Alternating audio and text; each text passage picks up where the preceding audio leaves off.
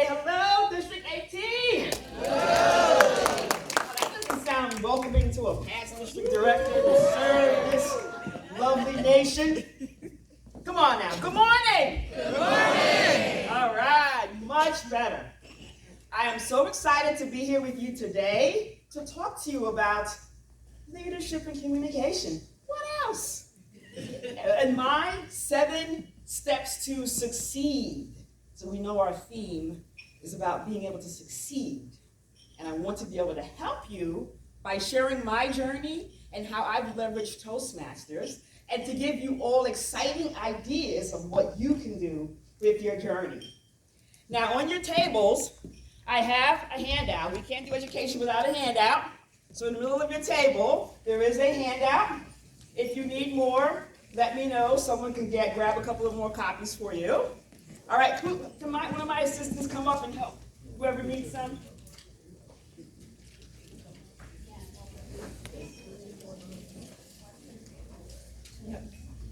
Give those out. Thanks, Dan.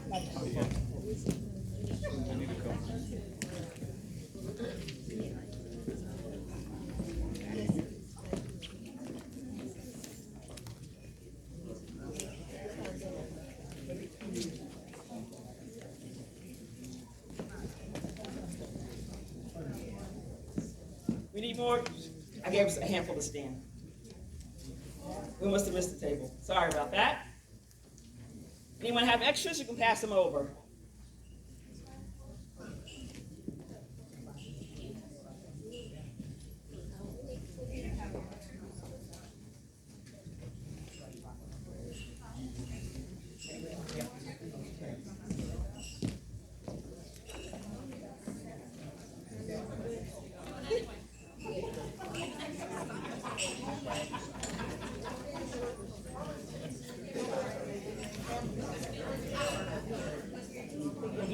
All right, any extras on any tables, you can pass them along if someone does not have.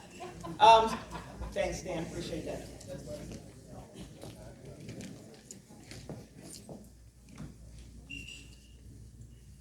All right. And if you don't have one, let me know. I can give you a copy later. I'm excited that I made 175 copies and they're all gone, so thank you. All right. I'm Dr. Elizabeth Carter. Did anybody do that? Create your own action figure on ChatGPT? This is how I probably did it 15 times. Every time it looked different. I'm like, come on, I'm telling you what to do. But I'm excited to be here. Here's what you'll walk away with today. 1, you'll understand and know what matters. We're all sitting here for different reasons, and we need to hone back in on what that was. I want you to shift your mindset. So the beginning part of my title was from membership to mastery. We should not be, at this point in time, just paying our dues. And I will tell you, when I first started, it was only $45. Now it's $60 and going higher. So we want to maximize our money. It's still a beautiful investment, even at where we are today. And I want you to gain momentum and think about what is next. We spend our time here yesterday and today. The intent is not just to entertain you with the contest, which is great, but we want you to be re-energized. Remember why you joined. Go back to your clubs with new ideas, new insights, things you could be doing differently in order to allow your members, who are the most important people, learn and grow and achieve the mission of Toastmasters. Now first, a few disclaimers. This is my personal journey and stories. If you hear a story and you're like, oh, that sounds like she's talking about me, I probably am. And that means you've been so impactful to me that I remember the situation vividly, that it made it into this presentation.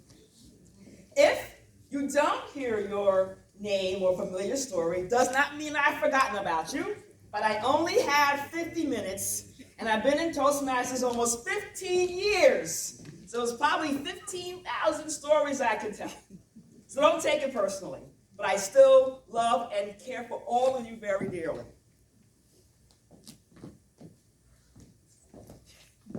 All right. We will start with the first. I'm doing the John Maxwell thing, where he gives you the blanks and you're going to fill them in. This way you're using more sensories. You're listening, you're engaging, you're writing. So we're first going to talk about the first step to succeed. So there I was, sitting in the parking lot at the First Unitarian Church, right down the road here, off of 202, and I'm contemplating, do I get out of my car, or do I go home? It was 2010, 2011-ish, and I'd been to other Toastmasters meetings. How many of you have been to a meeting and then didn't join for like 2, 3, 4, 5, 20 years later? All right, I see heads nodding. Yes, that was me. I had been a guest at my corporate club. I moved a few times. I even had Toastmasters come in to do a development presentation, and we had a guy come. He was a DTM. We're like, what's a DTM? Now we know. And I said, you know what? Why am I here? How often do you talk to a person, you invite them to a meeting, they say, well, why should I come? I talk good. I talk good. I'm not coming to a meeting. I don't need that. I talk good. But what I realize is that you may talk good, but here we learn about speaking. Speaking is more intentional. Speaking has a purpose. It's conversational, similar to talking, but a little bit more formality to it, and there's a reason why you're speaking. Okay? So what I want you all, first of all, to think about is clarity. Because as I'm sitting in that car saying, should I go in? Should I go home? And I'm an introvert. How many of you are introverts? So I'm thinking in my car, okay, now if I go in, are they going to talk to me? Are they going to ask me to speak? What do they want to know? What time is it? It's time to go home? Where's the bathrooms? Where's the elevator? How do I get out of here? And I'm in my mind running through all the scenarios, because that's the way introverts think. So I said I have to get beyond that pain to the purpose and know why I'm there. I know I speak good too, but I wanted to evolve that and be more fluid in it. Not allow the imposter syndrome and the introversion take me down and derail my career. So this first step, we think about the SWP, is start with purpose. And with this worksheet, there's a reflection question about goals. So start with purpose. And what is a goal you want to achieve this year? Is it just getting through one path? Getting through just one level? Getting through just one speech? Even getting to a meeting, which is sometimes difficult. Don't make the goal so hard that you become discouraged right away. So start with purpose and think about what your goal, just one goal, keeping it small, that you want to achieve this year. The second step, here's our little fill in the blank here. I'm in the club, I'm giving a handful of speeches, and I got this. It's called the tap. And you know what that is. It's the one where they come to you and say, hey, you know, Deb, you just joined like 5 minutes ago. The check didn't even clear. We meet in person, you haven't come to a meeting yet. We're having officer elections in 5 minutes. We would love for you to be fill in the blank. Club president, yes. Usually that. Some obscure role. How many of you have had that happen to you? I see some hands. How many of you have done it? Yes. And I call that the trust and push. Because often we we don't think we're ready. But someone has determined that based on the few interactions you may have had with them, that you are ready for something different. And I love when I think about what I used to do, my first role, and I'm going to come to you, B. B, do you remember my first role in the club? Sergeant at Arms. Sergeant at Arms. And B, on a scale of 1 to 10, 1 being low, horrible, 10 being phenomenal, what was I? Be honest. 2? She was, all right, she gave me 2. So I was just, Kathy, you weren't in the club yet. You heard the story. So I tell the story also. My first role was Sergeant at Arms. I was terrible. Terrible. I got there late. I'm carrying the flag and the banner and the timer device. We met in person back then. I would get there late. Then I'm trying to figure out, are you the timer? Who's the timer? Who's got the agenda? And I would disrupt the meeting. It was terrible. But the next year, I was VPE. And Tony, when I was VPE, who was president? Tony was. And what did we achieve that year that we hadn't achieved before as a club? President's Distinguished. And I was the VPE.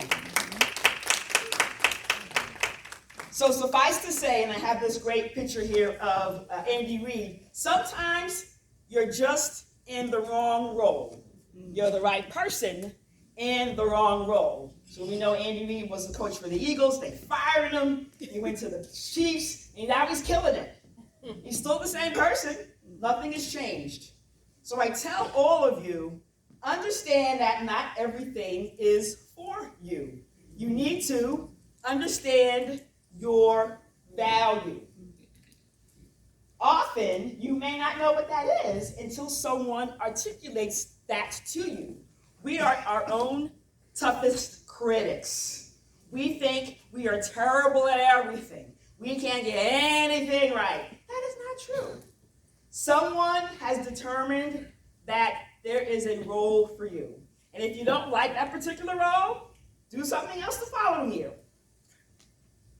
The reflection here is, what are your top strengths?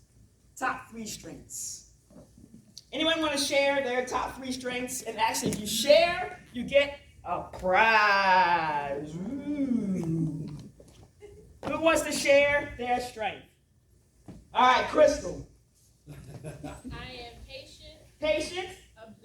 Observant. And kind. Yes, you are. Crystal came up behind me in the district trio, so I appreciate you, Crystal. It was Tony, you, and me, and then me, you, and Cynthia, so wonderful. Yes, in the back. I am motivated, diverse, and a continuous learner. Motivated, diverse, and a continuous learner. All right. One more. I saw a lot of hands going up. All right, I'm going to go. Carrie Ann is the last one. Go ahead, Carrie Ann. I am warm. Warm. Detail-oriented. Detail-oriented. Tenacious. And tenacious. Ooh, all right. That's a book for you. All right. And it's so important that you write those down, hang them up, post them somewhere in your bathroom mirror, when you walk in there every day, have your affirmations, because there's a lot of days you don't even think that you have any strengths. And in this world, that is so important, because people will beat you down, and you will have no idea what's going on.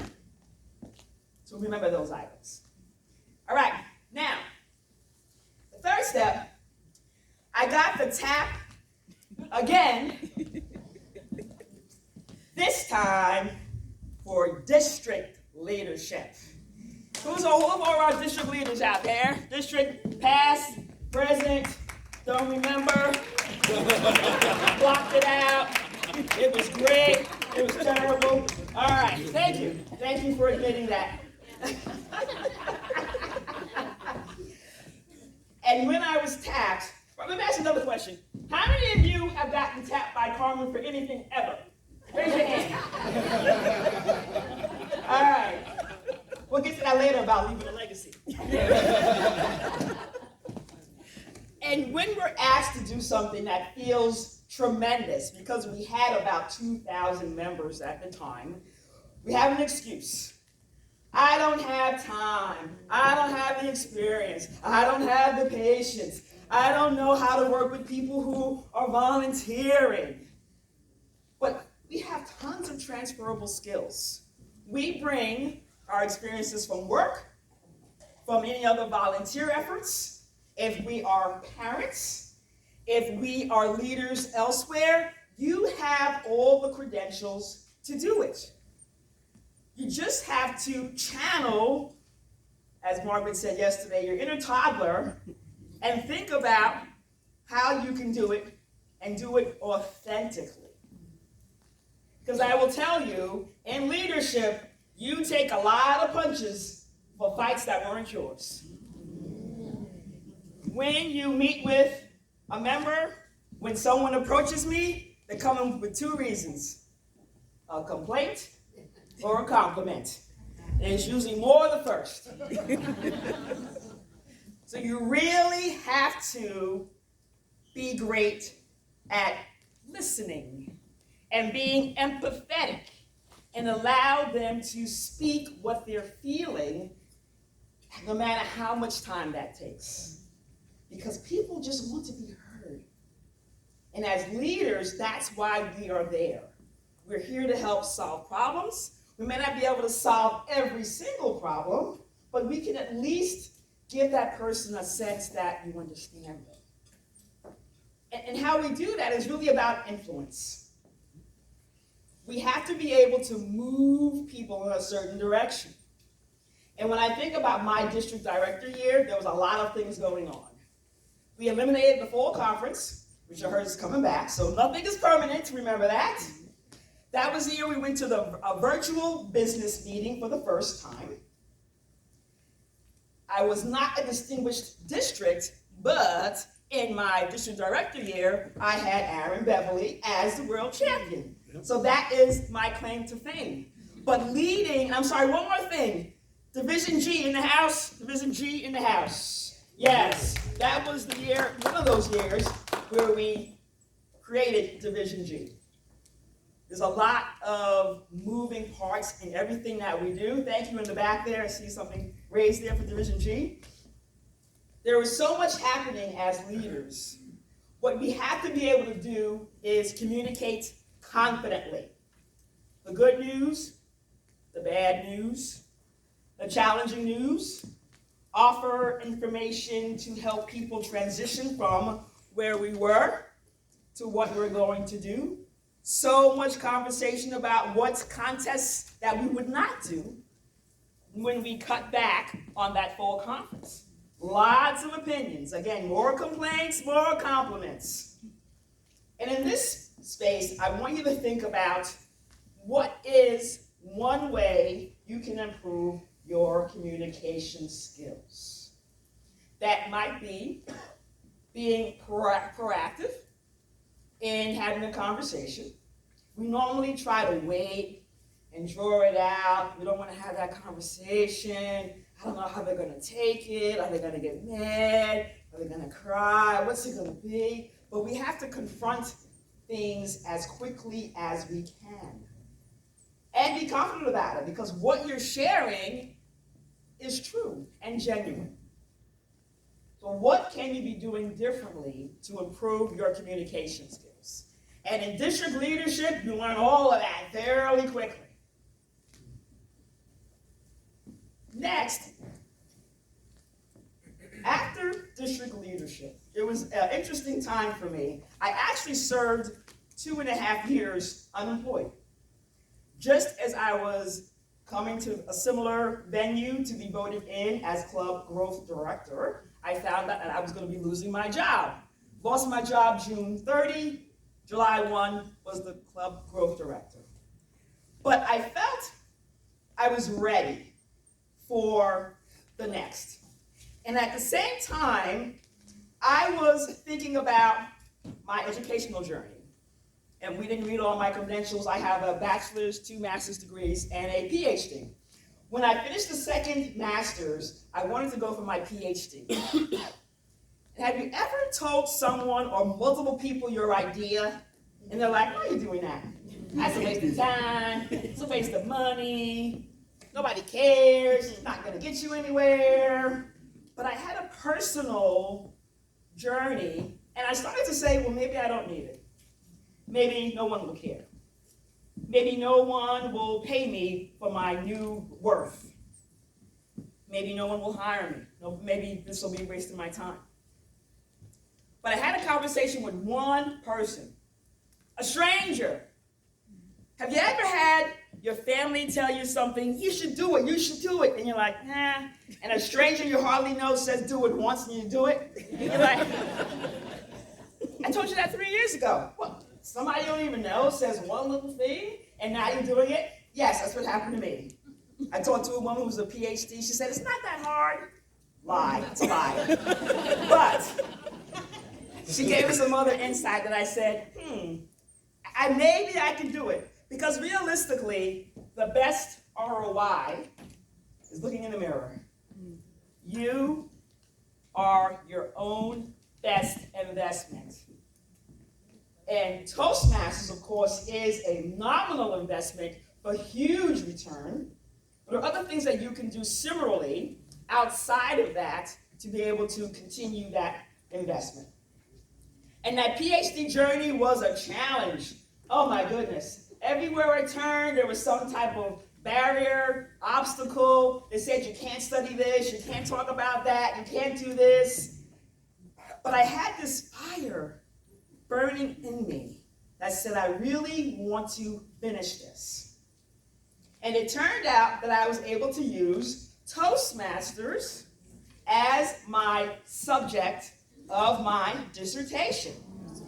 My dissertation was about communities of practice. And a community of practice is a group that comes together on a regular basis with common interests and a common goal. All right, that's Toastmasters to a T. I got approval from International to be able to use some of the data that they had. I interviewed several of you who were in the room here at that time to be part of it, and I thank you for that. And I was able to complete my dissertation. So there's so many things that you can leverage your Toastmasters family for. And what you need to do is commit to growth, though. Commit to growth.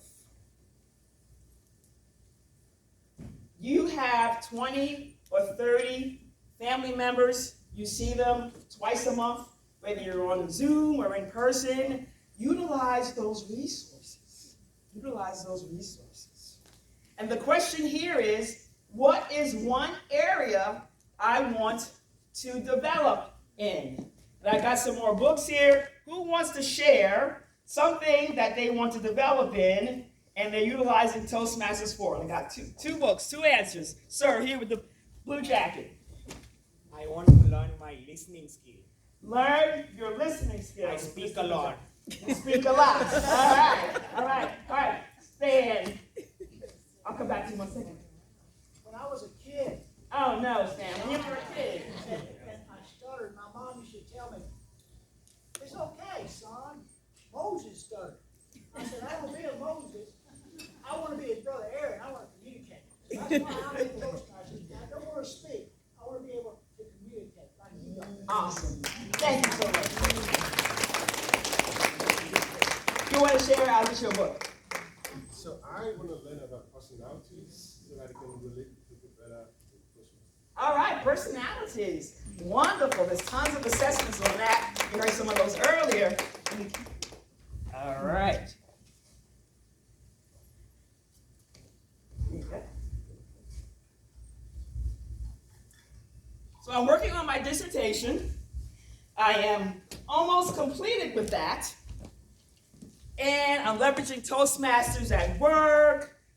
People come to me at my office desk for the timing cards, because I would bring those timing cards to meetings. Anybody bring their timing cards to meetings? Because these people, oh my God, they want to talk. And it's only an hour meeting, y'all. We need to get the agenda done. So I was really Toastmastering it up at work. I was leading team meetings, town halls.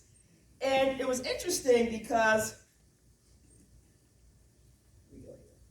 I had all these letters after my name, tons of credentials, looking to move up in the workplace, and I got that call that says, come to my office, I need to talk to you. It was my boss. And I had survived several different downsizing activities at my office. And when she called me in, I'm thinking, I'm gonna get promoted finally. I can lead some new teams, I got tons of ideas, I'm excited about it, so I walk in, and she proceeds to tell me that I am part of the next set of layoffs that was going to occur. So again, prior to me becoming club growth director. And I was devastated because we think that we're doing everything right, especially at work. And they tell you you're great, you get a stellar reviews, you get a paycheck every 2 weeks, maybe you get a bonus based on wherever you're working. So everything looked great. And for me, it wasn't really about my life is over. It was about what would people think?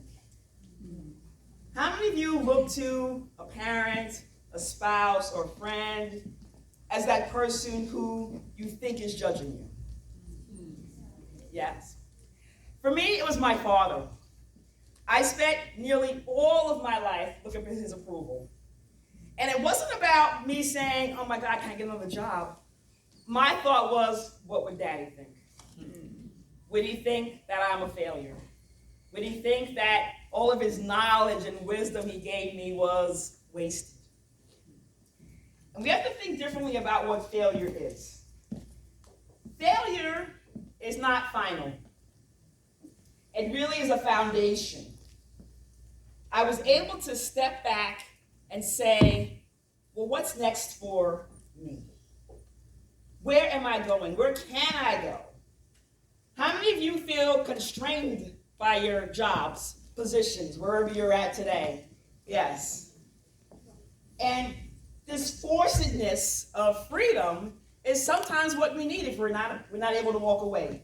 We're too afraid. We're thinking about, well, what happens to my bills and this and that. And when you're forced into it, you've got to be able to make decisions. And with that, you have to be able to embrace failure. It will come. Not every day is beautiful. Not every day is unicorns, as Ben would say. Where's Ben? We have to be able to fall down and get back up. And what I decided to do is, I said, I hate corporate. Corporate America sucks. I'm getting out of it. I don't want to do it anymore. I'm going to open my own company.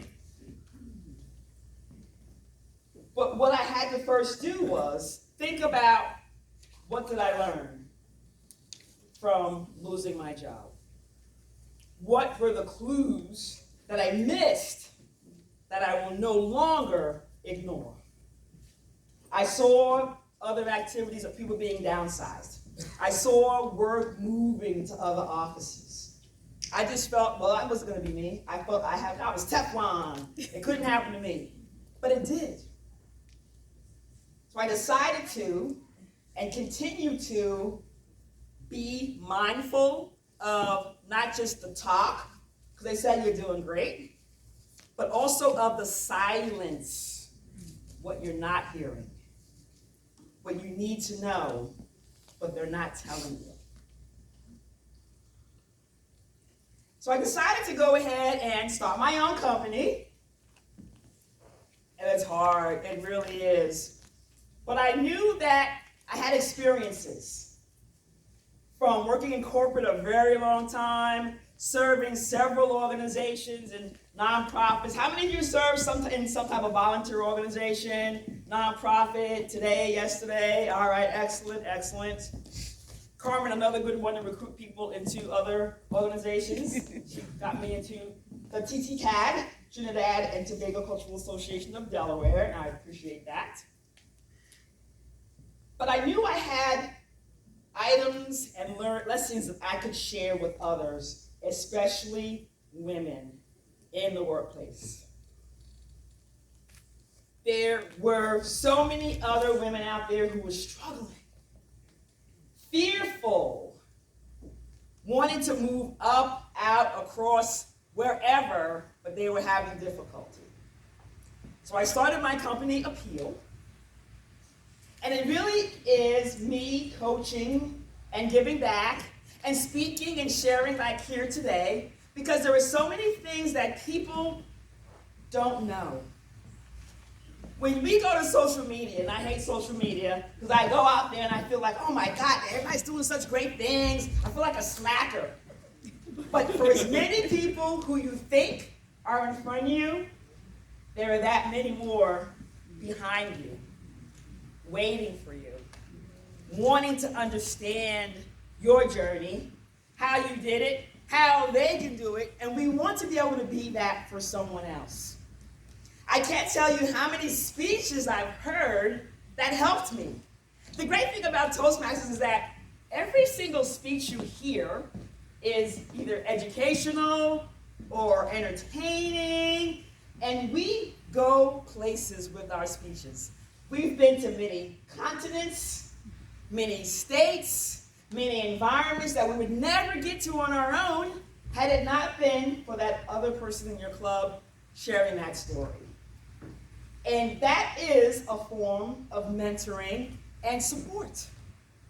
And we need to continue to do that. That's why I love to be able to work with women about sharing their stories in my book anthology. I love to be able to help women overcome their own discomfort and move into an area where they're thriving. So the EO is elevate others. Elevate others. And the question here is, who can I mentor or support? I don't like the word mentoring because it feels like it's one-sided. And we know we talk about reverse mentoring and shared mentoring, but I have a new name. I want it to be the success support system. Because you're learning from each other ultimately. I love talking with younger people. Right now I'm serving a nonprofit and we're going out to schools talking to students about career opportunities in insurance, which I've been in for over 30 years. And to hear what they think about that industry is interesting. And how we need to start to shape our younger minds to understand what is insurance, simply enough. What are the careers as we evolve in technology, cyber, data, tons of opportunities. So I love to be able to support individuals in removing the myths of what we think the world is today and help them shape what tomorrow needs to look like, because the young people are our future. You have to remember that. And the way in which we talk to them, the way in which we see them, it makes a difference. So lastly, often we are doing our thing. We're all leaders. We raised our hand earlier about being a leader. We are living our best lives, but we never know who's watching. I always tell people, it's not just the ones who come up to you and talk to you and express their feelings. It's the ones who don't. And the one thing I learned, especially about being in district leadership, is that people will show up for those that they support and respect. And you may not have seen them in years and years. And I said, oh my God, it's great to see you. And one member said, because you are serving, I wanted to come back and support you. So it is so important that we are, it's tough to be on 24/7, but we do need to, because it could be that one person sitting way in the back and you didn't even see that is monitoring you, watching you. So where's Angelique? Is she outside? Angel, you outside? Is she outside? All right, she gave me a great comment yesterday, and I wanted her to repeat it. Well, we'll get back to her on that. Is she out there? Angel, Yes. let me know. Yes. What did you say to me yesterday about Toastmasters and why you're still here? I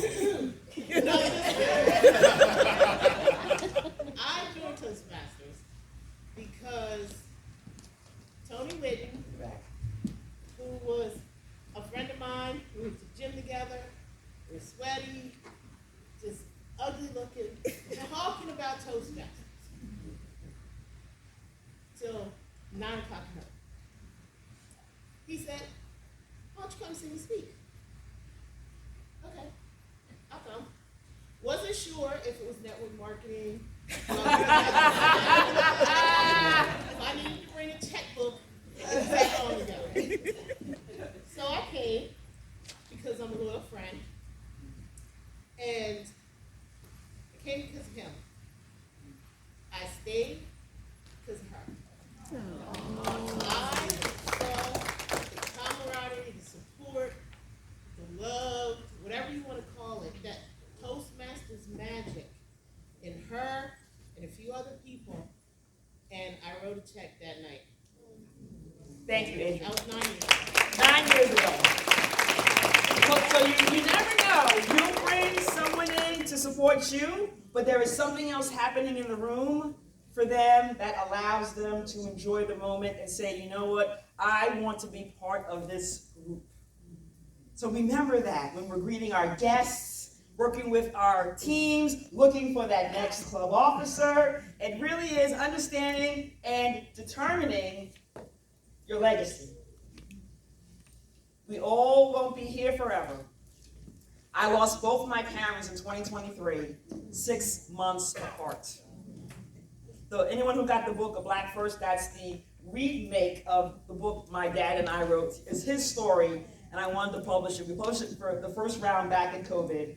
I just been published with a new cover and a forward this year. But legacy is so important because the last thing you do is what people will remember. And both my parents were wonderful people. Those of you who've been around for a while, you may have met my mother. I had a few ask about her, and I let them know in case they did not know. A wonderful woman, and my dad just as well. We never know when the end will come. And not to be morbid, but our legacy will live longer than we will. I love the written word, the spoken word. Books last forever. Videos, YouTube will last forever. What do you want people to go back and reflect on? If you do a search on Elizabeth Dr. E. Carter on Google, you'll get all my videos, my website, the different summits I've spoken on, the different stages. I want people to remember my stories. And the great thing about Toastmasters is that you can practice all of those stories there. And guess what? They always clap at the end. You can't get free applause anywhere else. So when determining your legacy, what do you want to be remembered for? All right, I got a few more books.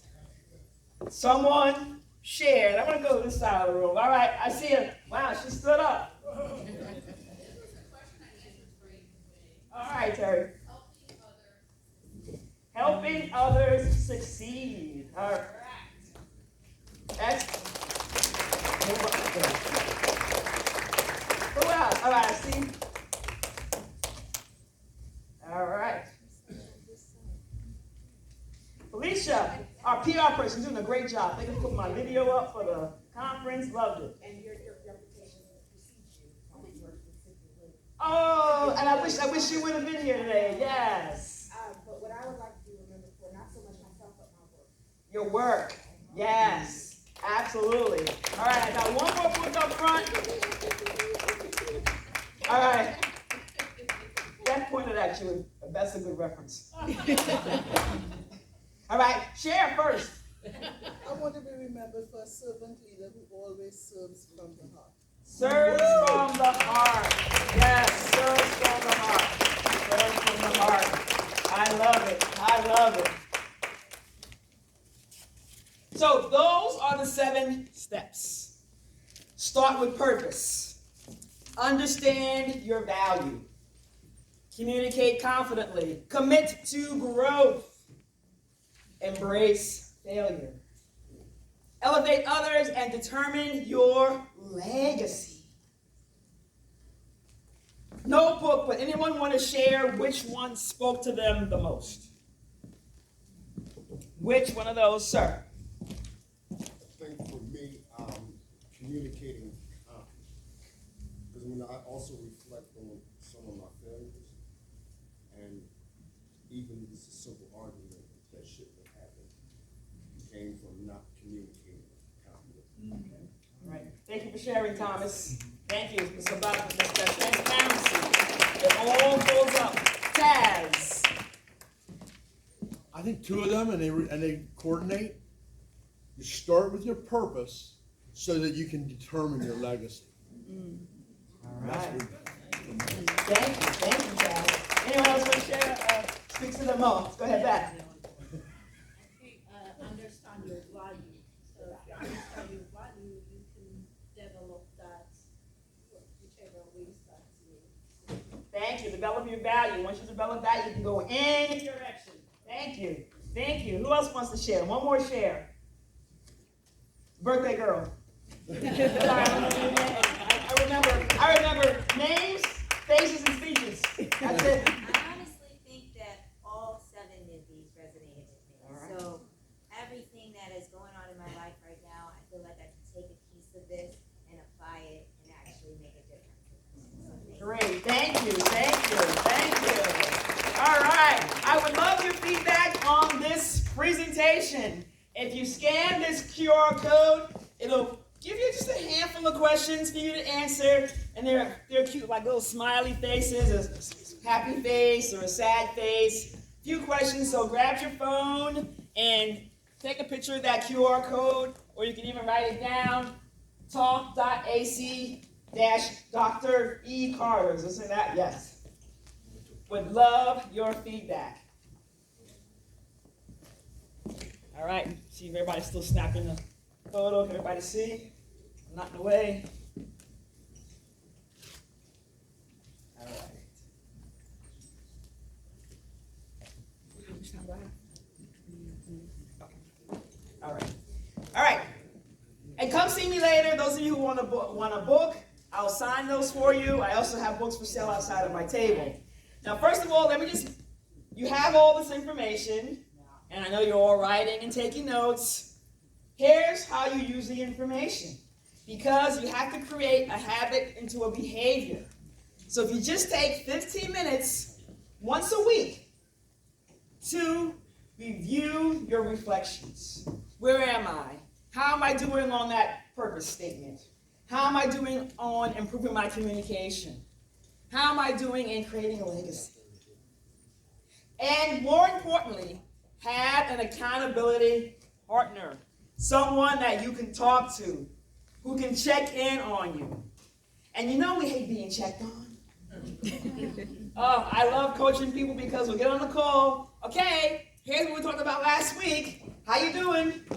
Not so good? All right, well, we're going to put it on the list again. We're going to come back and do it over and over again.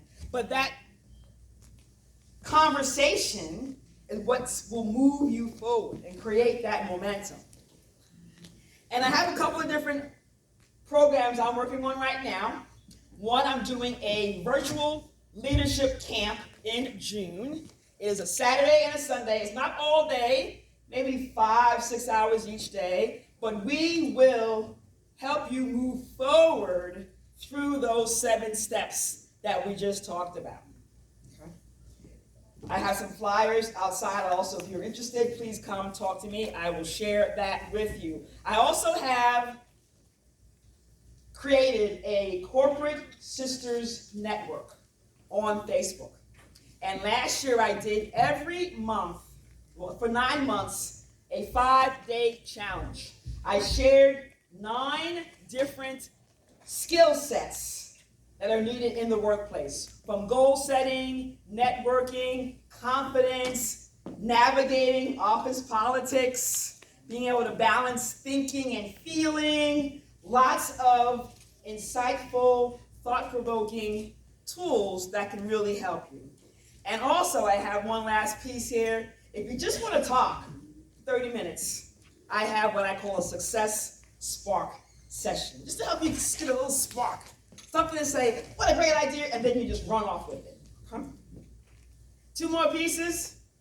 You want to continue to develop yourself and be more active in your Toastmasters Club. This is where you get the most traction. Please start coming out to your meetings. Please start coming on virtual if you are. Please start coming back into being in person if you're doing in-person meetings. The interaction is where you learn and grow. And you can take Toastmasters anywhere. I did it. So I thank you for your time. Here is my contact information, my website. You can follow me on Instagram. This is my office phone number. Would love to talk to you about your journey, where you are, what you want to do, what help you need, and I'd be able to assist you. I'm Dr. E. Thank you so much for the time.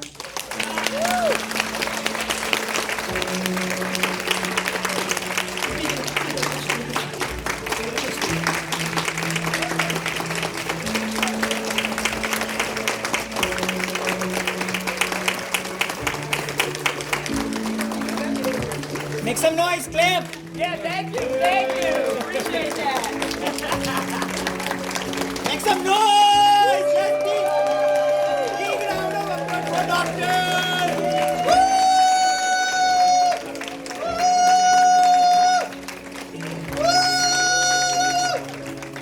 Thank you all.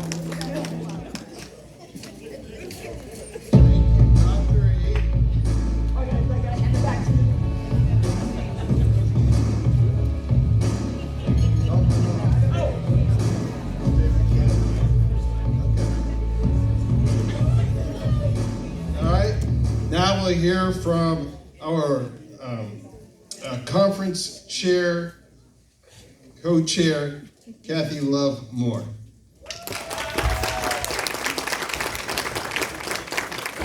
Wasn't that wonderful? Thank you, Elizabeth, for telling your story on how to succeed with Dr. E. And it was personal for me because I have seen part of her journey. And I'm looking at you all the time and just seeing where you are going to succeed next. And thank you so much for coming and sharing those nuggets of information. We want to provide you with this plaque with our greatest appreciation presented to Dr. Elizabeth Carter, PhD, DTN, DTMPW. Yes, the pathways. That's another acronym we have to learn. Educational presenter, thank you for being a leader. District 18 Spring Conference, for positively contributing to the success of the conference April 25th and 26th, 2025.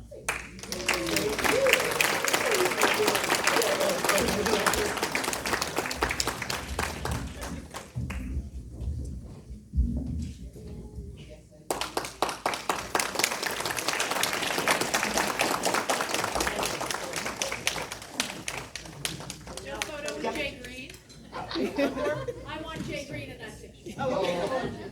The one who called me the photo mom.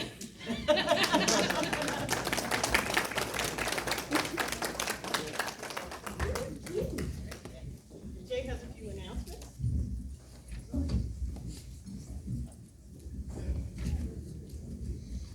So many volunteers to put an event like this together, especially the co-chairs. Let's hear it for the co-chairs.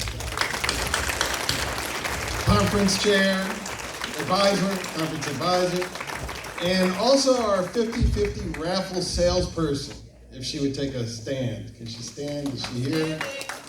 Where are you? All right. Now, it was a